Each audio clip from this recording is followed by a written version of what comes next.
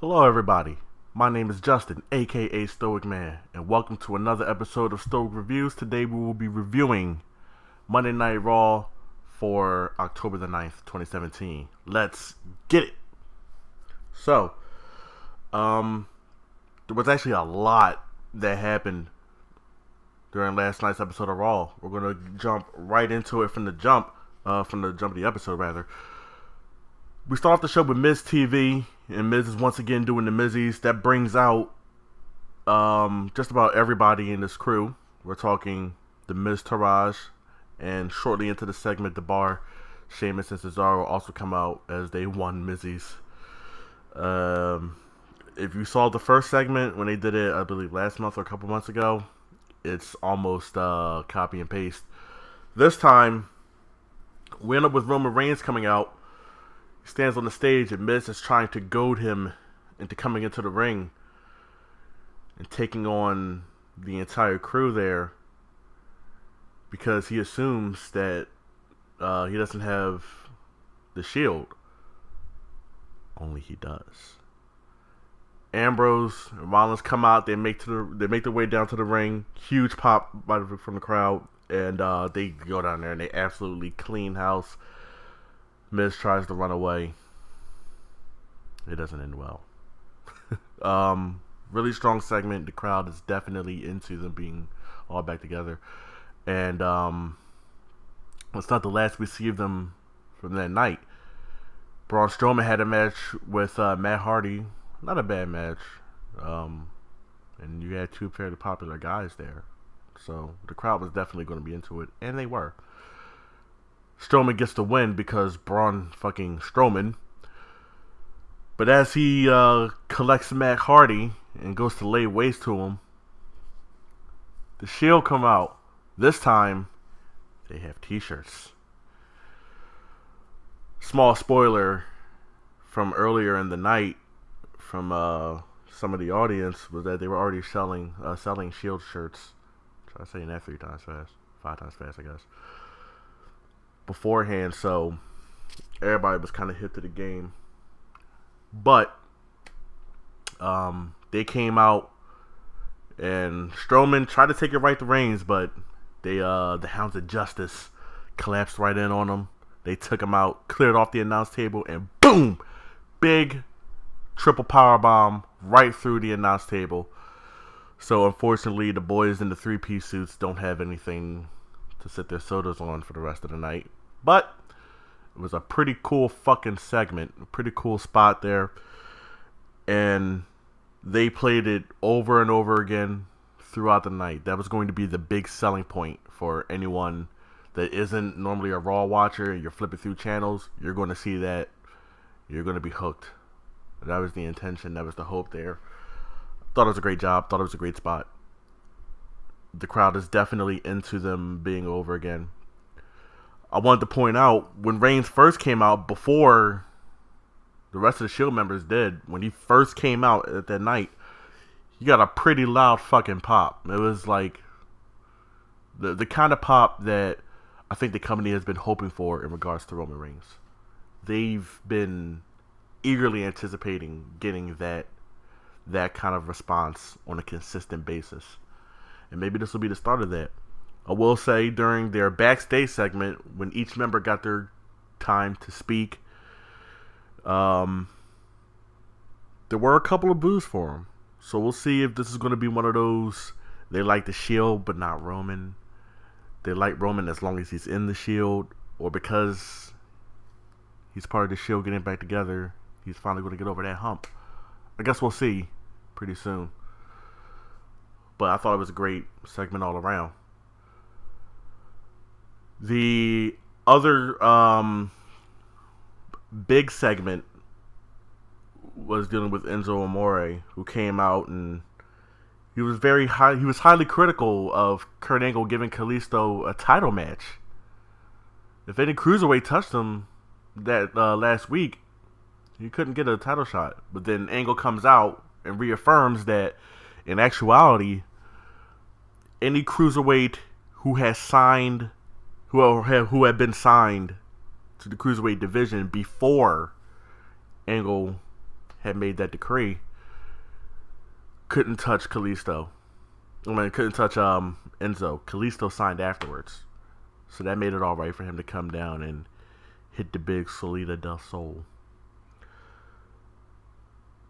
Enzo's pissed about this title match still happening, though. He goes, okay, you got one over on me there, but I'm still not happy about this title match. So Kurt Angle goes, you know what? You don't have to defend the title against Kalisto at TLC. And Enzo was pretty relieved until Angle followed it up with the news that he'd be defending it not only against Kalisto, but that night. And not only was he defending it against Kalisto that night, it would be no disqualifications, no countouts, and a lumberjack match with his peers who he had been insulting, being the aforementioned lumberjacks. The match was okay. The crowd not too into it. We had to listen to Enzo do his whole spiel a second time. Definitely loses notoriety after the first go around. Kalisto comes out now with his old theme music. So I guess they didn't like the weird kind of Power Rangers-y thing he had going on. But he comes out, the match is going. The two notable things, or the three notable things about the match, at the point where Kalisto throws Enzo onto the outside. Enzo, upon getting up, the good guy cruiserweights kind of back away the bad guy cruiserweights. Your thought process is, oh, he's going to attack them all. I mean, they're all going to attack him. But they kind of back him away, and Mustafa Ali picks up Enzo with the intent of just putting him back in the ring, but Enzo gives him a cheap shot, and then he gets in. There was another point where Kalisto ends up on the outside, and the heel cruiserweights came over and started attacking him, which caused the giant brawl on the outside between the heels and the faces. I found it weird, though, because Enzo was non-discriminatory in his attacks on the cruiserweight division. It didn't matter who you were. You were getting verbal lashing. You got the big insults from Enzo. Outside of Akira Tozawa, who I think he just straight up fears for some reason. So it begs the question, why would you help him? You don't like him. Yeah, you're the bad guys, and maybe you don't like that Kalisto's getting this opportunity right now, but you absolutely hate Enzo. He's been on your case nonstop since coming to the division, and now you're helping him. Especially after he came out first, and also Champion's coming out first, but whatever. He came out first and was still berating the division while they were out there, and you still choose to help him? But whatever, they brawl on the outside. This leads to Kalisto performing vertical suplex from the top rope to the outside, and they fall on the cruiserweights. A pretty fucking awesome spot. Enzo gets his stuff in, even his finisher, Eat Defeat. But remember, he cheap shotted Mustafa Ali, who managed to break away from the pack and pulls Enzo out. He eats a clothesline for it, but when he gets back in the ring, the match continues, and pretty soon, Kalisto connects with a Salida del Sol off of the top rope for the victory, and he is now the new Cruiserweight Champion. Not a bad match. It was pretty slow, and outside of the ending and the vertical suplex spot to the outside, the crowd didn't get fully into it, but it was a decent match nonetheless. Finn Balor came out, said he wasn't afraid of Bray Wyatt or Sister Abigail. Bray Wyatt does his little thing on the Titantron, and via the power of Sony Vegas video transfers, we finally get Sister Abigail, which just turns out to be Bray Wyatt with a voice modulator, very unevenly applied white face paint or makeup, and I guess, a burlap sack over his head.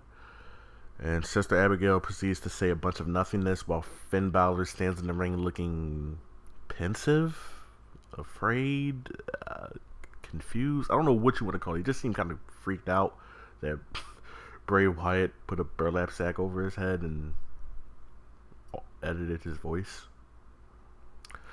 He then had a backstage segment where he calls Sister Abigail pure evil and says that he knows now what he must do, which is, I guess, what he's already done twice, which is just beat the shit out of Bray Wyatt. Regardless of whether or not he's got on face paint, Bray Wyatt's wearing bags and face paint, whatever. I'm sorry, I cannot get into this storyline. It is hot garbage. It's hot garbage, as Xavier Woods would put it. Hot garbage.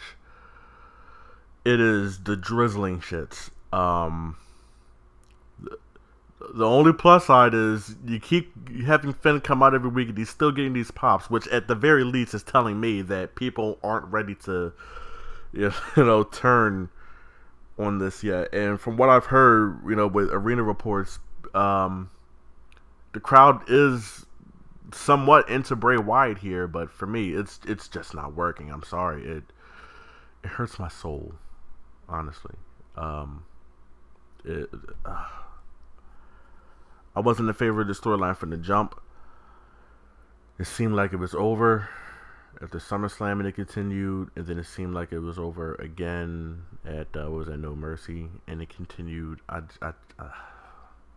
I want it to be gone and erased from my memory. Can we just get back to, when Finn Balor comes out and he's all like, "Hey, I want the Universal Championship." Can we get back to that? Or hell, point him in the direction of the Intercontinental Championship. Something. Just get him away from the fun vacuum that is Bray Wyatt right now. Please. For me. For 9/11. Okay. So, the other notable thing. Oh no, there were two more segments I wanted to touch on.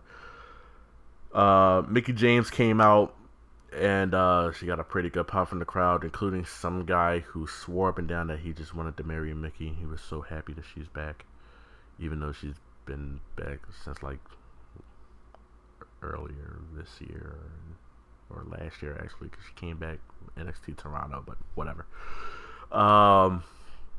She came out and she had a pretty good promo on Alexa Bliss, who then comes out with a video tribute.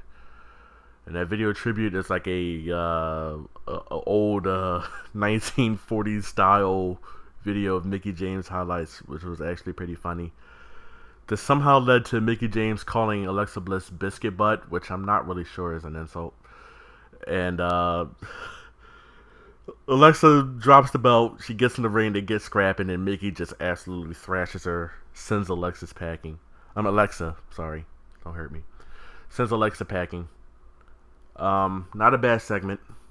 Not a bad segment. And the other notable women's segment of the night was backstage. Bayley and Sasha Banks were pleading their case to face Asuka for some reason. This brings in Alicia Fox and Dana Brooke, who are pissed off that they don't get any opportunities. And even Emma's coming out like, "Hey, man, I don't get opportunities." Even though she was just in a title match at the last pay-per-view. But whatever. She doesn't get opportunities. Nobody gets opportunities. Except for Bayley and Sasha. And Kurt says, "You know what? You might have a point there, so how about this? We'll have a 5-way match. Alexa Bliss. I'm sorry, not Alexa Bliss. Emma, Dana Brooke, Alicia Fox, Bayley, and Sasha Banks. The winner will face Asuka. Why they want to get their heads kicked off, I have no idea. Even Corey Graves is like, all 5 of these women want to face Asuka for some strange reason. Especially if you're Emma, Dana, and Bayley. Like, Sasha, I can maybe give her a pass. I feel like Bayley should have been explaining you probably don't want to fuck with the Japanese chick. And Alicia Fox is crazy, so whatever, I can excuse that. But Bayley, Emma and Dana Brooke should want no parts of Asuka. Maybe Bailey. She likes a challenge. But she should still, like... Asuka beat Super Saiyan Bailey twice, okay? Nia Jax unleashed a primal yell into Asuka's face, and she was met with a right leg. Um... Emma and Dana Brooke were the first feud Asuka had, and they together conspired to take her out. And that just ended in both of them regretting everything about their lives. So, whatever. The match goes, it's an elimination match. The ending was kind of interesting. We were down to Alicia Fox, Sasha Banks, and Emma. Sasha has Alicia in the bank statement, and not Emma. She has Alicia. Yeah, Sasha has Alicia in the bank statement, and Alicia Fox hung in there for a while. That's because Emma was a little slow to get up. Why was she slow to get up? I don't know.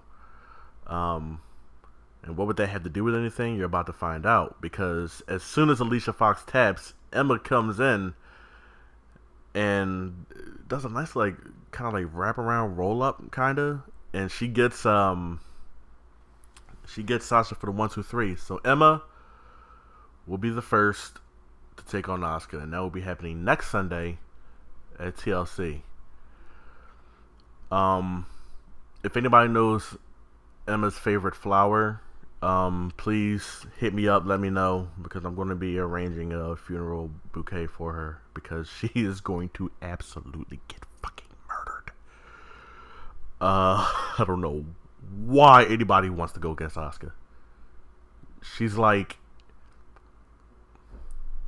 a fusion between Broly, Goku, and